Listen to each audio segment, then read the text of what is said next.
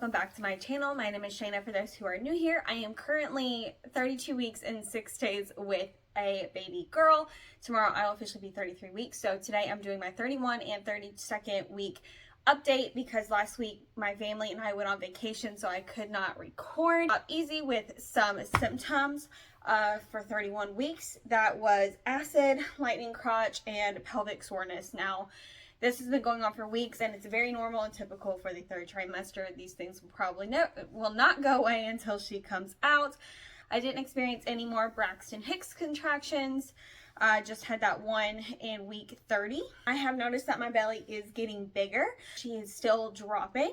Tuesday, I had a little tiny freak out because she wasn't moving a lot at all. Monday night, I had a bad stomach ache, and I think that possibly had something to do with it. She wasn't happy with whatever I ate. Wednesday, everything was back to normal. She was moving around a lot, but Tuesday, I did have like a small freak out because she wasn't moving as she was before. I had my 31-week pregnancy appointment. Our blood pressure was good, perfect as always. Weighing 125, so I gained 2 pounds in 3 weeks. Still right on track with that. It is extremely hard to give a freaking urine sample at the doctor's office now because I can't see what I'm doing because my stomach is so big and my stream was not at all. So I got pee all over my hand. It was disgusting. The girl's heart rate was around 145, which is really typical for her. Usually every single time I go in there, it's somewhere in the 140s. She had to chase her with the Doppler again this time because she was moving around. When the doctor came in, I told her all my symptoms. I told her that I had experienced Braxton Hicks. I had yet to receive a call from the specialist that I'm supposed to see about my gestational diabetes. She gave me a pamphlet and actually told me that the only thing that they were worried about for me was that baby girl's blood sugar could drop after birth. So I didn't realize that. It's actually the same thing that happened to me. I was in the NICU for a few days after birth because my blood sugar dropped really low and they had to give me glucose. They want my blood sugar to stay within a certain range because when she comes out, she may not be able to maintain that same blood sugar because her blood sugar is my blood sugar currently. So that's their worry. Not that she's going to be overweight because she's still super tiny. When we measured me, I'm still like the length of my belly and stuff is still measuring small for 31 weeks. So she said that wasn't her concern at all in my case. Literally as soon as I was leaving that OB's office, I got a call from the specialist, a maternal fetal doctor that I'm supposed to see, and they set that appointment up for September 7th, which I did have this past week. On to week 32. We did receive some unexpected news. It was a very emotional week, but we're gonna go through my symptoms first. The obvious, lightning crotch and soreness and pressure and all that good stuff, and I think a lot of it got worse, not only because I'm getting my pregnancy, but also because we were on vacation and I was on my feet a lot more than usual. We were in the mountains and we were doing a bunch of activities and all that stuff. We had a ton of fun. I absolutely loved it. Crotch got really, really bad while on vacation for those 4 days. It was hard. Another symptom that I experienced while up there for the very first time is swollen ankles and swollen feet. I had yet to experience that in this pregnancy, but I believe being on my feet that much caused it. Calves were killing me. I was trying to massage everything. Like by the evening time, I was dead to the world. It was horrible. Acid obviously has still been a factor, and I have still been having to take acid pills almost every single night. I was trying to avoid as much medication as I could during the pregnancy, but obviously that's just not an option for me as far as acid goes. Is also something I've actually waddled since the beginning of my pregnancy. It definitely has gotten worse and my hips are spreading, which is a really good sign because that is something I was nervous about prior, was that my hips were not going to spread because of how small I am and I wasn't going to be able to push her through my birth canal. But people are saying that they definitely see a change. I see a slight change, not much. I think maybe because it's my body and I'm looking at myself every day, but other people aren't, so they can see me in full length. Trouble sleeping, which is typical as well at this point in pregnancy. Now on to the news. We went to go see the maternal fetal medicine doctor to get more information on my gestational diabetes. They also did a in-depth ultrasound that was sort of like a second anatomy scan. I was in that room for about an hour. They measured everything, looked at all of her parts, did contrast. They looked to see the blood flow and the nutrients and all that stuff go through organs and all of her parts and stuff like that. They measured the amniotic fluid around her, looks really good. She is measuring 1 to 2 weeks behind areas. She is really, really small, coming in at 3 pounds, 11 ounces.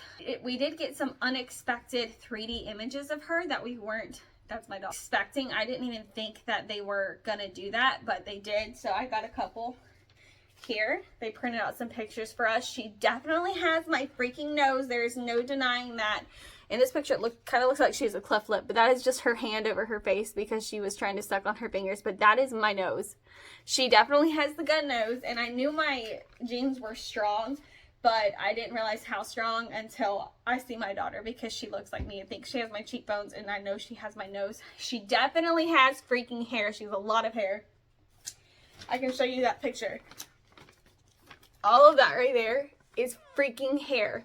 So this acid has not been for nothing, thank goodness. Both Brandon and I were bald, so it came from somewhere down the line, but I'm super happy that my baby girl has a head full of hair. She is head down. She's no longer breached, so that is awesome. That also explains a lot of the pressure and stuff that I've been feeling down there. That also explains like the things that I've been feeling in my ribs. It feels like someone's been tickling me in my ribs. It's in the fetal position like she was last time, but head down instead. So she's been grabbing at her feet, trying to grab it, and her feet will fly back and I guess go up underneath my ribs. She was moving a lot during the ultrasound.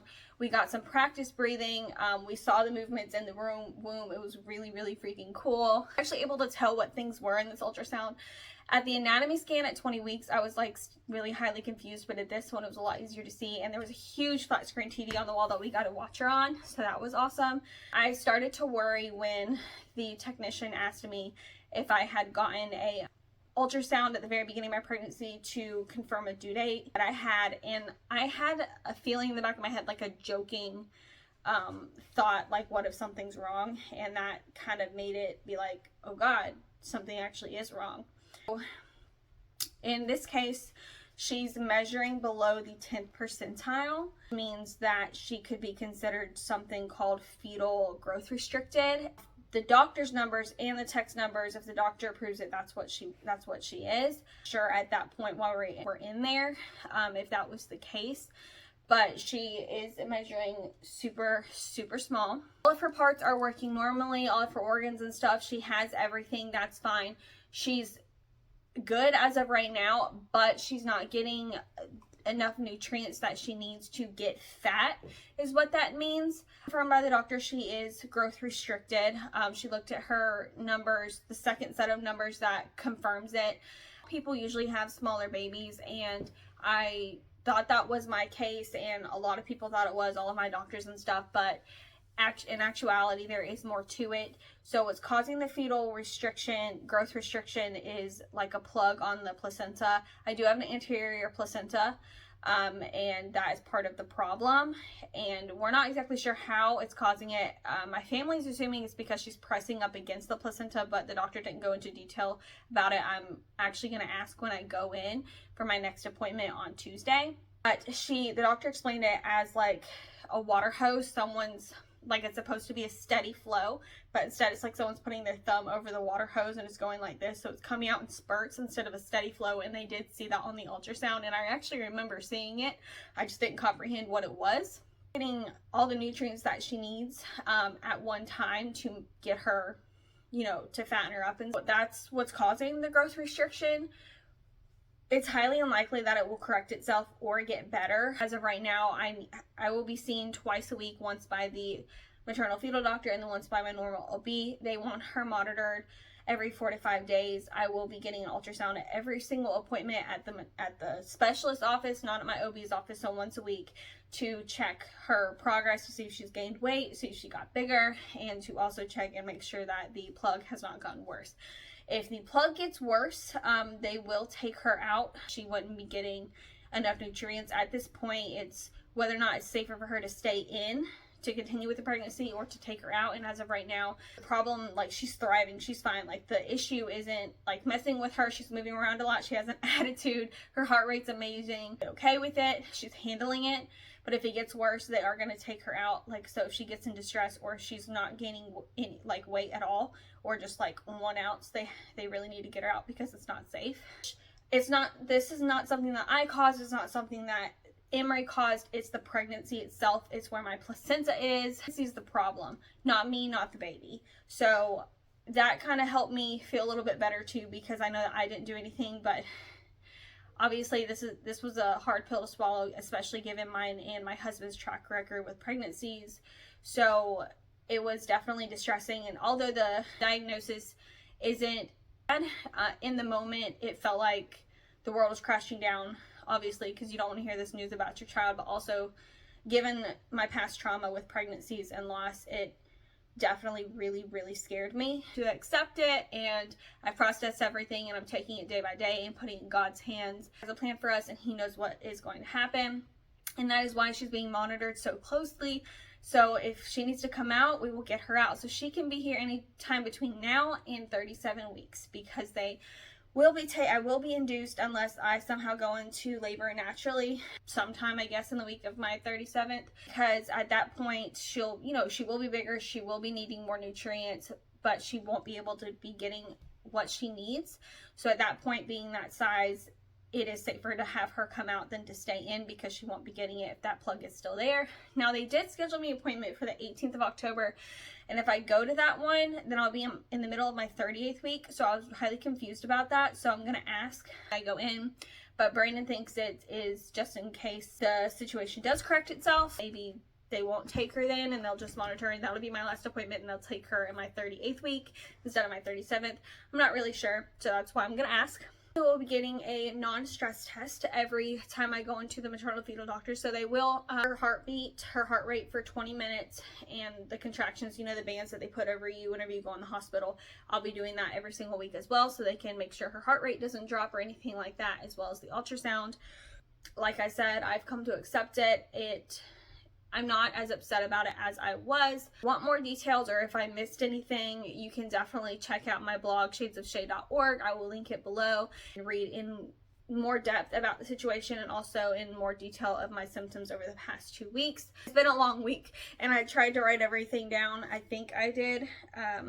But if I forgot anything, all the details of the appointment and everything will be on that website on my pregnancy update, so you can check it out there. About my gestational diabetes, or actually I have still a very mild case, and they want my sugar to stay below or at the threshold 20% of the time, which it has been other than breakfast. So I've changed up my breakfast this past week. It's been perfect. I haven't had any issues. I got this whole packet right here that goes into details about everything.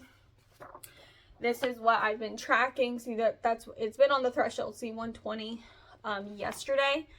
It was only over once, so that's good. As of right now, we're just fixing it with diet. So if it's over, I need to adjust what I'm eating. I'm good. I just have to take that sheet in every single time I go in to see the doctor, and they'll look at it, make a copy of it, and voila.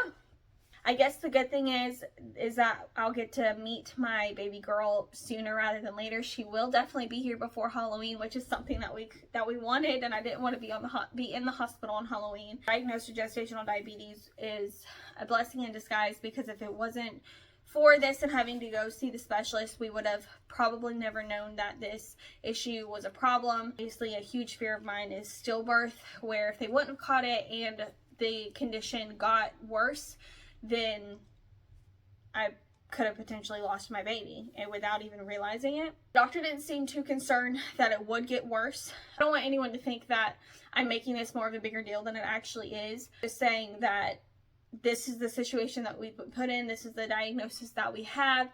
And I was terrified at first, and anyone who's had a pregnancy loss can understand that. My husband and I lost 2 babies last year back to back. Really tough year for us. And then getting all the way through this pregnancy and feeling confident and good, and then being told some news that you weren't expecting, and having your baby come out early and having to be induced when you never wanted to be in the first place. Hard for anyone to accept that.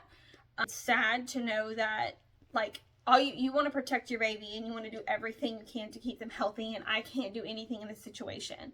So it's taking it day by day, playing it by ear, seeing, keeping a close eye on her, and making sure nothing gets worse. But there is a potential that it will get worse, but there's also a potential that it will get better. More likely that it would get worse than get better, though. That outweighs the better. That's everything for this week, or the past 2 weeks. Actually, I'm going to show you guys my bump. Like I said, she's definitely gotten bigger and she's dropped. I actually still don't have any stretch marks. And since I know some women say that they get their stretch marks at the last stretch of pregnancy, but since I will be having her before I get to the last couple weeks, I may go throughout the entire pregnancy without them. I do have stretch marks all over my boobs, but those are pre-pregnancy because they grew really fast. Yeah, so I hope you guys enjoyed this video, and be sure to check out my prior updates as well as my blog page, and I will see you guys next week.